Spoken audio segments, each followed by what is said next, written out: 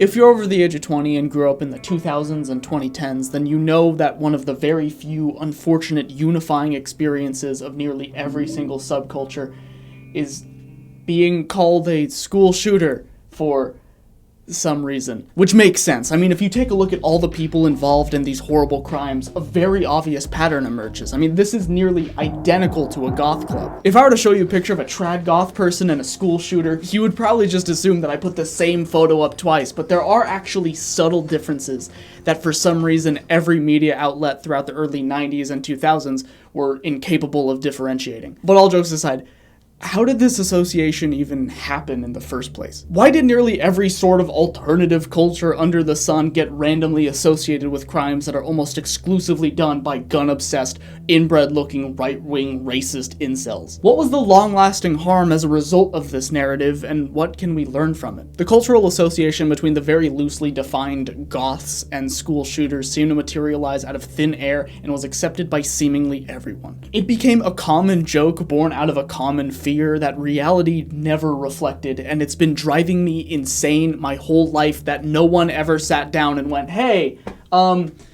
what the fuck was that all about? So even though this video will almost definitely get suppressed or demonetized by YouTube, I'm going to talk about it anyways because it's one of the most ridiculous examples of sensationalist journalism, scapegoating, and moral panics that no one ever seems to talk about, and the more I looked into it, the more insane and frustrating it got. So, let's begin.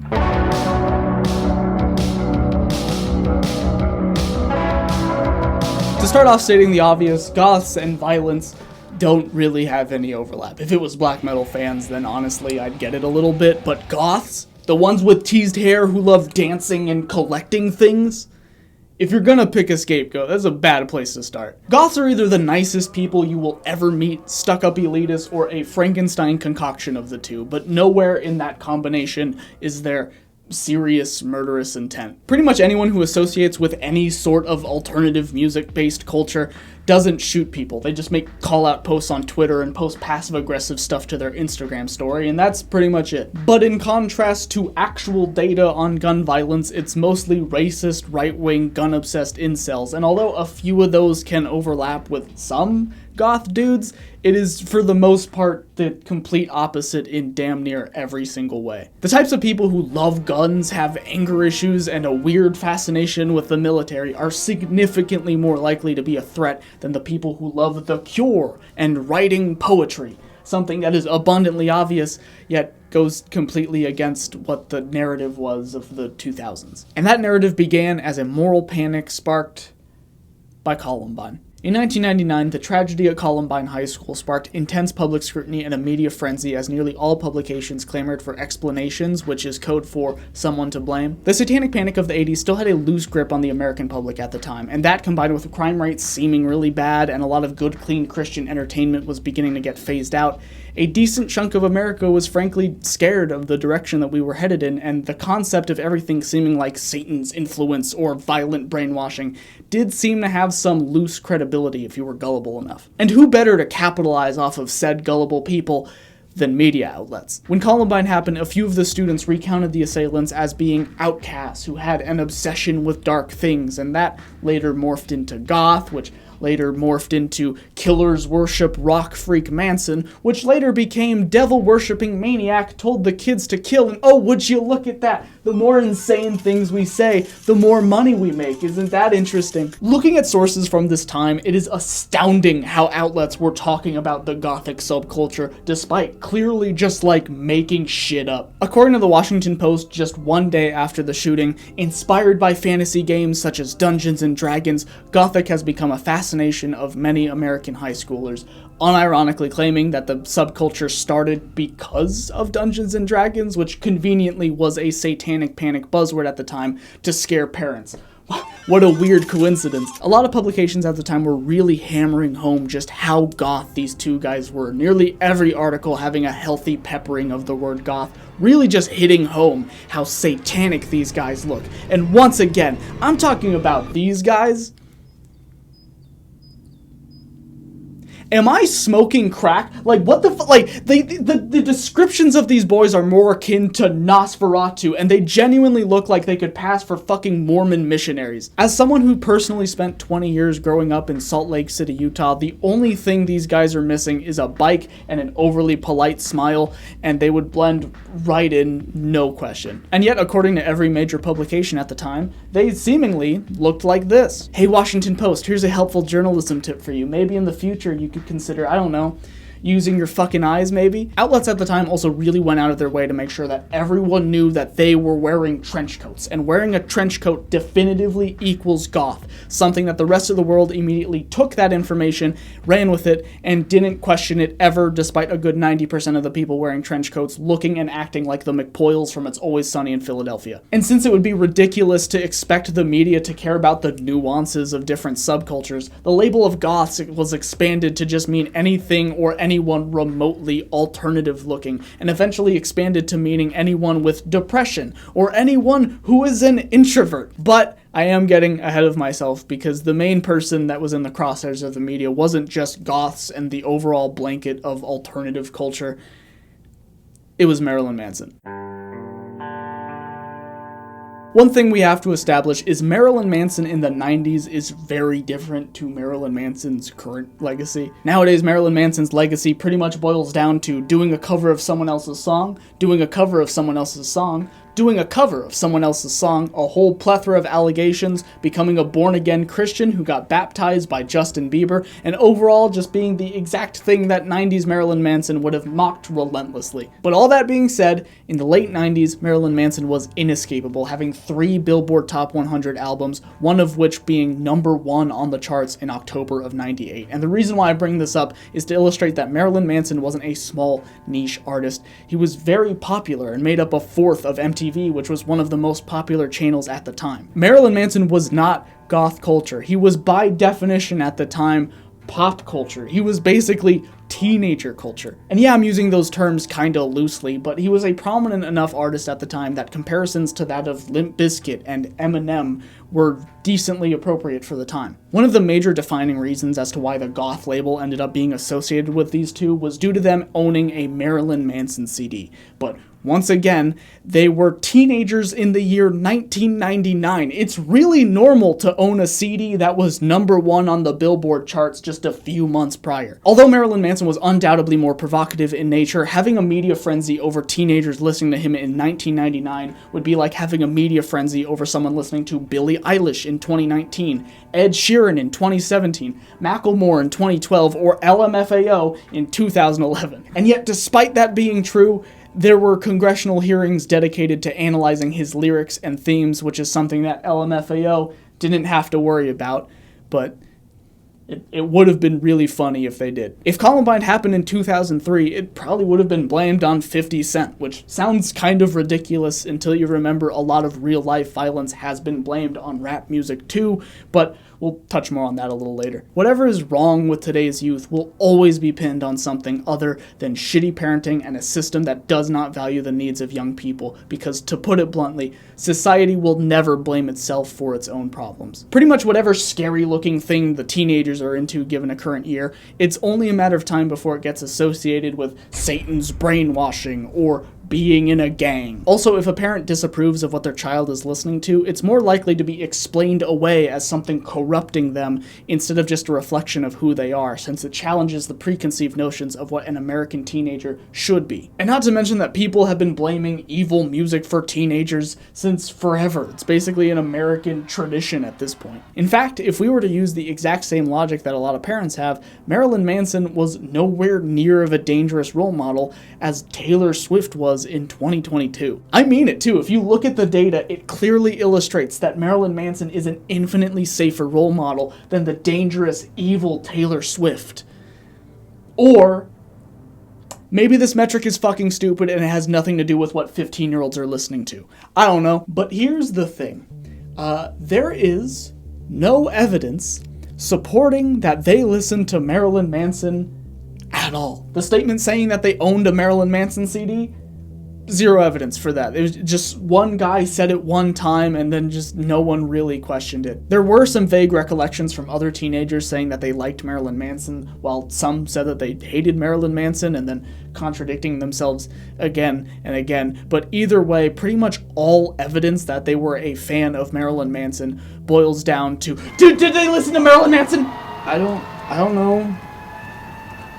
Maybe. And then that was enough evidence for the media to run with it for years. That's right, all this talk about Marilyn Manson, all of him being blamed for the shooting and basically being the figurehead of this whole thing, spawned from essentially nothing by a bunch of publications who just wanted to scare as many parents as possible.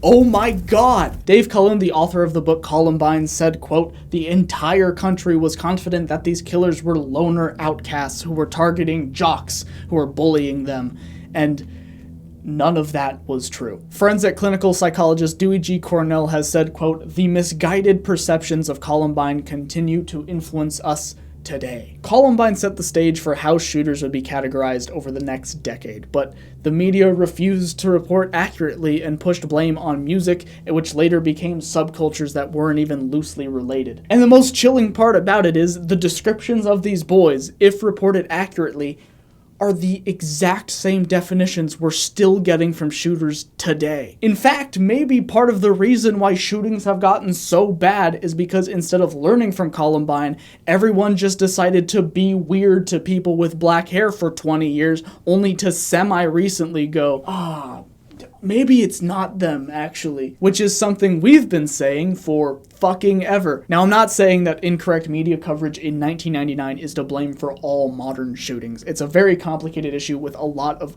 difficult problems intersecting, but I can say pretty confidently that the general obsession with keeping an eye on you freaks almost definitely let a lot of actual threats go completely unnoticed. The notion of more visually striking subcultures being labeled a potential lethal threat to the public was established heavily in 1999, but only really started to get phased out of the media, the news, and passive comments from others in around 2016. And personally, I haven't really heard any of it since 2020. We are, for the most part, on the other side of this issue, but it's still fascinating to look back on and just how abundantly wrong and shitty it was. In terms of goth shooters, if we use the loosest definition humanly possible like the media did, there's like 3? Granted, it is difficult to find solid data on music scene involvement, since the only thing people are interested in reporting on is sensationalism and false cause fallacies, but these are the only instances I could find that directly tied to any sort of alternative subculture. If you don't want to do the math, I'll do it for you. That is less than 1%. And one of them actually didn't even take place at a school, so it's actually less than half of 1%, and yet this was enough to justify years of harassment towards people in said music scenes from news, movies, TV shows, and society as a whole, all because news outlets in 1999 realized that scaring people makes them more money than just telling the fucking truth. Although most people took this as a green light to be shitty to anyone remotely introverted and get away with it, you also can't really blame society for believing the media they consume.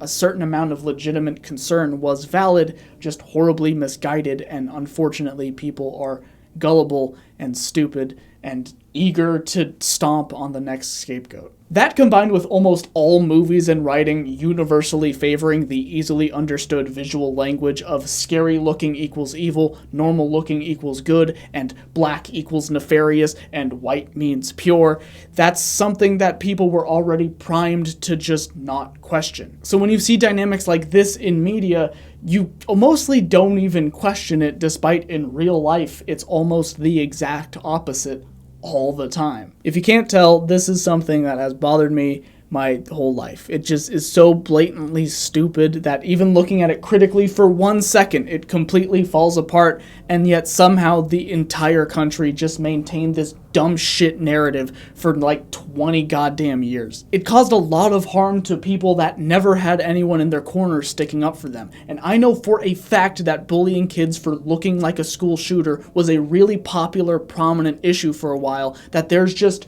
no real documentation of Because no one gave a shit. Because adults believed it too. This way of thinking has pretty much universally been dropped. Socially, goths don't really get attributed to school shootings anymore. The media doesn't even try to push that narrative anymore. And Googling pretty much anything I've talked about so far explicitly states that it was all just lies, moral panic, and false accusations. Thank fucking God. There's also been a lot of progress when it comes to talking about mental health and destigmatizing mental health over the past handful of years, which is really great. And to put it bluntly, it's kind of hard to pin being introverted or being depressed as a threat when around 21 million adults in the United States have experienced a depressive episode and pretty much everyone is lonely now. And on a personal note, which I feel really terrible saying out loud, but since this kind of mentality has mostly gone away, I selfishly feel relieved when I hear someone getting bullied for looking like a school shooter, but it's accurate now. It's still super not cool, do not do this, but on some selfish level, it fucking took y'all long enough. It took you 20 years to piece together that maybe these guys weren't goth. Are you fucking stupid? In fact, you know that meme that I showed earlier? Which one do they look more like? Fucking exactly. The more you look at it, the less sense it makes, and it's been driving me mad my entire life how an association can be made out of thin air and affect millions of people who have nothing to do with it. This whole issue is now just a minor footnote on the long list of moral panics over the years, but I felt like it deserved its own spotlight due to the fact that there was essentially no one advocating for us in any capacity. It was just something that we all silently dealt with, sucked it up, and pushed through, which really wasn't okay. But on the note of moral panics, what exactly is a moral panic? Oxford defines a moral panic as a mass movement based on the false or exaggerated perception that some cultural behavior or group of people is dangerously deviant and poses a threat to society's values and interests. Now, this probably sounds a little bit familiar because you've probably heard various forms of this about 1 billion times already. In my opinion, there is no way to have a thorough discussion on the goth scapegoating of the 90s and early 2000s without taking a serious look at moral panics in general. This is the part of the video where things go off the rails a little bit. If you only cared about the goth aspect of things, you could end the video here if you want, but I hate moral panics so much that I just need to bitch about it for a few minutes, so humor me. The book Folk Devils and Moral Panics, written by sociology professor Stanley Cohen, lists the 5 stages of a moral panic as 1. There is some triggering event that catches the public's attention and is perceived as a threat. 2. The threat is amplified by the media and in many cases a symbolic villain is constructed to rally against. 3. Growing collective concern. 4. Higher powers formally recognize the panic and note that it must be addressed. And 5. Higher powers introduce some change to address the concerns and decrease panic. Moral panics can range from cartoonishly goofy to widespread insane, vile bigotry. Unfortunately, moral panics and scapegoating are kind of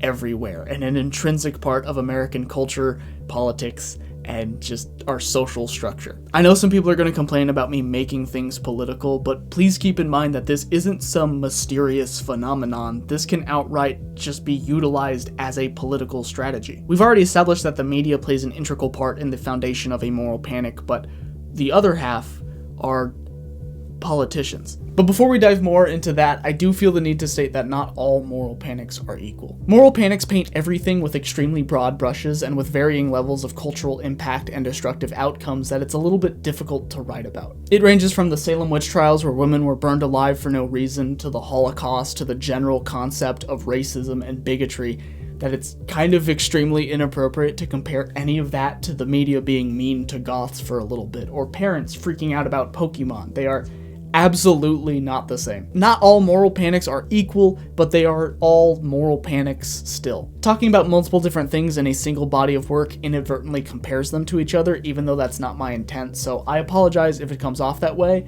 Hopefully I did a good enough job explaining that. I know disclaimers are annoying, but I feel like that's something really important that we all have to recognize before we move forward, and yeah. Disclaimer over. Moral panics are universal regardless of country, political party, or time period, but to keep it brief and relevant to today's discussion, we're just going to focus primarily on the 1980s-ish general time frame, because holy shit, there's a lot of them. In the UK, there was a wave of censorship over video nasties due to primarily conservatives pushing for an outright ban on pretty much anything and everything obscene. A lot of this also included media that just seemed obscene on the surface, since a lot of the pushback to media like this was never even even viewed by the people pushing these laws in the first place. It's funny to look back and laugh at all these politicians and parents that were genuinely convinced that watching Basket Case was ruining American society as we know it. And I will. Haha, what idiots. But during all this, there was a totally unrelated shooting that happened in the UK in 1987 that killed 31 people. And since video nasties were the controversial thing at the time, the cause of this massacre was blamed on video nasties. Now you're probably wondering, how do these two things even correlate? And the answer is that they don't. Sound familiar? People were actively searching for any reason to justify that obscene media should be banned, and any major crime they could possibly pin it on would just open up the floodgates to a full-on moral panic. Video nasties became a silver bullet. Anything and everything was the fault of horror movies. Gangs, violence, riots, all crime, kids not paying attention in school, you name it. The cause of any and all moral issues is video nasties definitively. And as we all know, if someone is trying to pass off a magical cure-all solution to every problem, you should totally believe it. But I'll let you in on a little secret. Despite there was some legitimate concern for the time period, it was also a diversion. Although the push to ban obscene media existed under the notion of protecting children, conservatives had no interest in protecting children from video nasties or obscene media. They just didn't want anyone to have it. I mean, if we let adults have it, then it could hypothetically get into the hands of a child, so it's best to just ban it all outright just to be safe. There were bills proposed to categorize video nasties as being obscene and for obscene things to be outlawed, and this kind of opens up the floodgates. Since obscene is a very general title, it can be placed upon anything or anyone. It has nothing to do with legitimate concern for the youth. It was just politicians using it as an excuse to enact dictator-like laws because they don't personally like something, and, you know, thank God we've moved past that.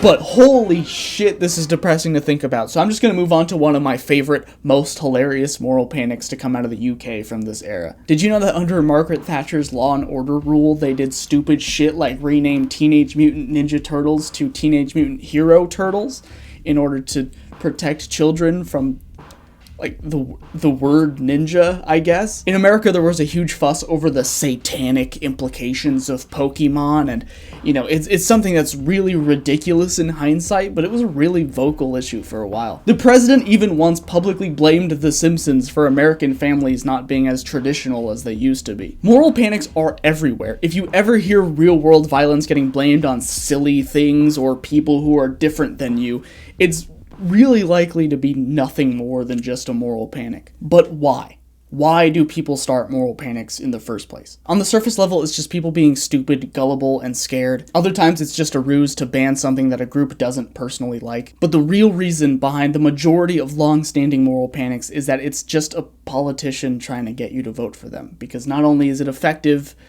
it's also insanely easy. Like, really, think about it. If you had to pick, which one sounds easier? One, trying to fix every problem.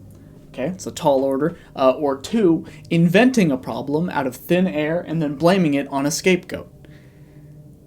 Exactly, it's the perfect solution if you don't really care about facts, morals, or progress, which is why conservatives are just, like, so damn good at it. Not only is it easier to get everyone on your side, but also significantly easier to uphold. You know, if a politician campaigns on trying to fix all the problems, they will inevitably fail or fall short, and then everyone is going to be mad at them. But if you run off of blaming a scapegoat and then continue to blame scapegoats, you kind of did your job flawlessly. It is a fucking genius political strategy. It just comes at the cost of, you know, humanity and basic rights and facts and ethics and marginalized groups, you know, little shit like that. It's also really interesting to watch moral panics ebb and flow and get retconned and retroactively rewritten as the years go by. You know, the satanic panic is ridiculous in hindsight. For a while there, it seemed like a complete thing of the past, but we're starting to see more and more of it pop up again in different ways. Back then, it was blanketly clutching pearls to horror movies, metal music,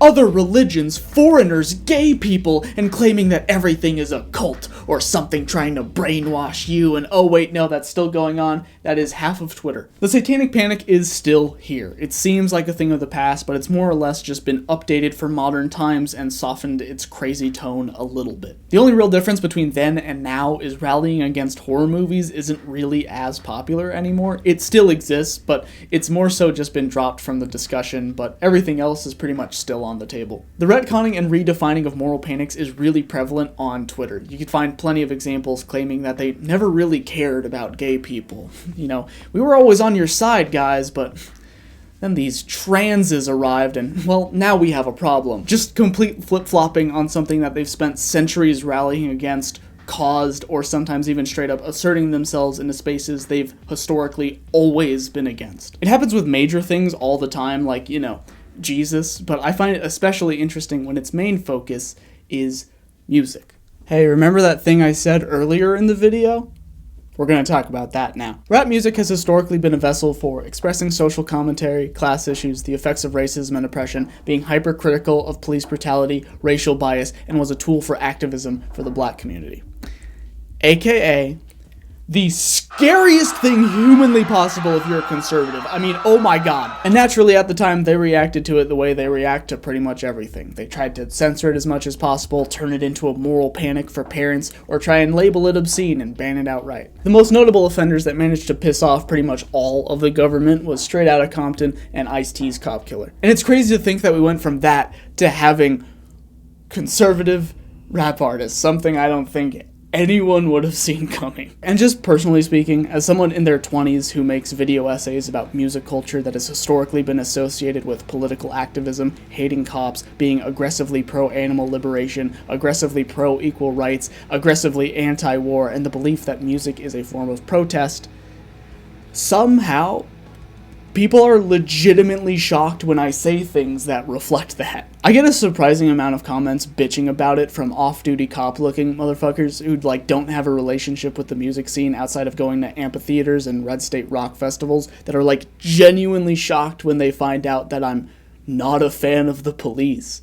No way, man. I know Ronald Reagan is right here, and this does say Reagan, but believe it or not, they don't actually make music about how cool he is. It's fascinating to watch moral panics flip-flop over the years. You know, these genres went from being viewed as such a threat that they needed to be banned to unironically having a seat at the table all of a sudden. Obviously, all genres of music will have all sorts of people with all sorts of different beliefs involved in it to some capacity, but it just blows my mind when I see people complain about how Antifa has taken over the punk scene. Like, I can't even make fun of you. That just, like, stunlocks me with how stupid of a sentence that is. Like, unironically wishing they could go back to the good old days, back before everything was all political and woke. You know, things like the Dead Kennedys, GWAR, WASP, Rage Against the Machine, Motorhead, Suicidal Tendencies, Anthrax, Twisted Sister, System of a Down, and the classic apolitical song, War Pigs. Take me back. It's hard to tell whether or not it's an attempt at dismantling something from the inside, or if they're just, like, genuinely stupid and have no media literacy. So, moral panics have existed for a very long time, but the root of modern moral panics as we know them today was mostly due to religious institutions. Yay! Conservatives may be the MVP of moral panics, but the OG of moral panics is the church. I don't want this to come off as me just dragging religion. I feel like that's a bit unfair, and there are plenty of religious folks that are really lovely, good people, but also, like, let's be real, the church kind of a piece of shit, like, overall, historically. There's no denying that religion has historically been one of the most vocal proponents of anything I don't understand, don't like, or want control over, needs to be eliminated or oppressed, which is a mentality that has kind of been passed down to conservatives over the years. It's funny how in the past 500 years, the only real change to moral panic talking points is that the speaker has shifted slightly, and the term woke has been introduced into the mix, and that's pretty much it. It's remained a mostly unchanged formula all this time. The audience has also remained decently unchanged. Like, I don't want to compare all religious people to QAnon, but, like, you know, let's be totally real. Who is more likely to be convinced that something is Satan's brainwashing? Someone who is hyper-religious or just someone who's an atheist? Yeah, sorry, it's that one. And if you look at the rise of fear-mongering in the country, a lot of it is pushed by Christian nationalism. And Christian is literally, like, half of the name. I know they shouldn't be representative of all Christians, but it's kind of fundamentally tied in a way that is hard to ignore. Moral panics and scapegoating are only as effective as their target audience will allow it to be. It depends on subject matter, the level of perceived threat, and the intended audience's blind willingness to believe anything regardless of evidence. No one is better at targeting these 3 bullet points quite like conservatives. Leftists love complaining on Twitter, but it doesn't hold a candle to the thousands of bills over the years completely dedicated to censoring, removing, and banning anything they don't personally fuck with. It's one of the things conservatives are insanely good at, besides being a high school gym teacher. And I know that some people are going to complain that I'm making fun of right-wingers a bit too much in this video, but to make a video talking about moral panics without mentioning stupid politics or conservative shit would be insane. That would be like trying to have a documentary on milk but refusing to mention cows. Like, it does seem very biased, I'm aware of that, but unfortunately all of history does kind of back me up on this. Even if we look at the present, at the time of filming this video, all of Twitter is so angry about trans people that they're inventing trans people to get mad at. They are so good at manufacturing boogeymen, because that's really the only thing they have up their sleeve, that they just get so carried away and it just becomes insanely weird and like an off-putting obsession almost. But that leads us to where we are now.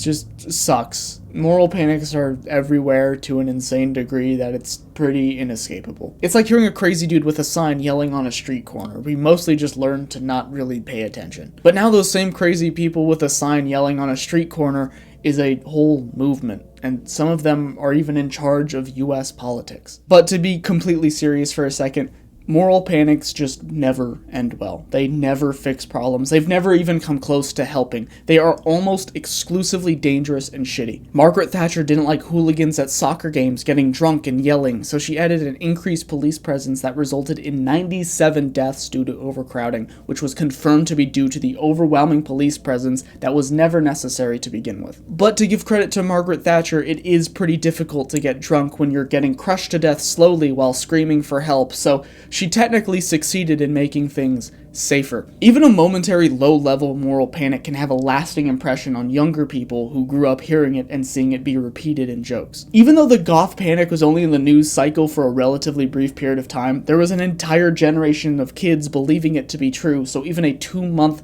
news cycle about it took 15 to 20 years to be fully undone. And speaking of which, not that long ago, people started to blame trans people for shootings. Even though a grand total of 3 attackers have been known to be trans, we're just right back to blaming a group of people for no fucking reason other than it's a new thing that the media is scared of. Time is a fucking circle, and a lot of the time the call does seem to be coming from inside the house. Moral panics always end in innocent people getting fucked over, their lives destroyed, sometimes ended because politicians would rather make up bullshit fucking problems to their stupid fan base towards a group of innocent people just trying to get by, all while praising themselves as vanquishing evil despite entirely pushing bigotry, hatred, and a borderline fetishistic obsession with harassment. All this while the problem they fixed continues to get worse because scapegoating doesn't work. Do you want to know who loses in these scenarios? Every single person, even the ones who think that they're benefiting from it. It is disgusting, it is deplorable, and I fully believe in my heart that anyone who knowingly perpetuates scapegoating and moral panics is a who should actually unironically. And ironically enough, moral panics, the term for blaming all the world's evil on a scapegoat, does actually seem to be the root of most of the world's evil. All of history does point to moral panics exclusively resulting in innocent people getting fucked over, but it's also hard not to feel like you're getting duped into scapegoating moral panics. Is this video starting a moral panic over moral panics? Technically, it doesn't fully fit the description, but also, is that cope? I don't know. Google won't help me with this question. And it just goes to show that everyone is susceptible to moral panics. No one is above falling for it. Some people are significantly more susceptible, and there are major systems set in place campaigning exclusively off of moral panics, but everyone, including me and you, will fall for some moral panic to some degree.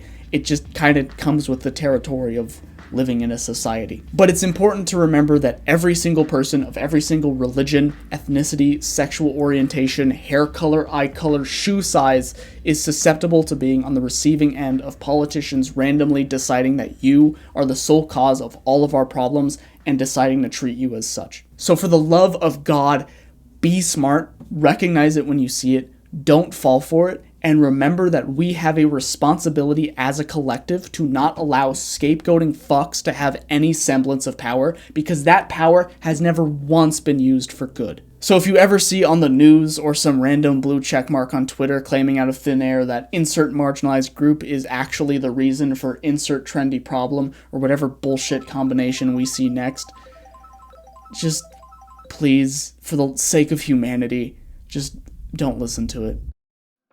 It's hard to write a video on this subject because there's just so many nuances and angles that I just didn't even discuss because it would just take way too long. Like, there were plenty of different aspects to the goth scapegoating that I just didn't mention or glossed over, and here's just like a bunch of them. Making videos talking about stuff like this is really important, but unfortunately it's also really stupid to spend nearly 2 months working on a video knowing damn well that you're not going to make any ad revenue off of it, or potentially worse. Yay. So please consider supporting me on Patreon if you want to help support me, like Patav, who subscribed to the highest tier before I even announced my Patreon, and all of these lovely people as well. There's a bunch of tiers and they're all pretty reasonably priced, or they're free if you steal someone's credit card. Anyways, thank you very much for watching until the end of the video. Sorry this one is so long, but I love you and I'll see you next time. Bye.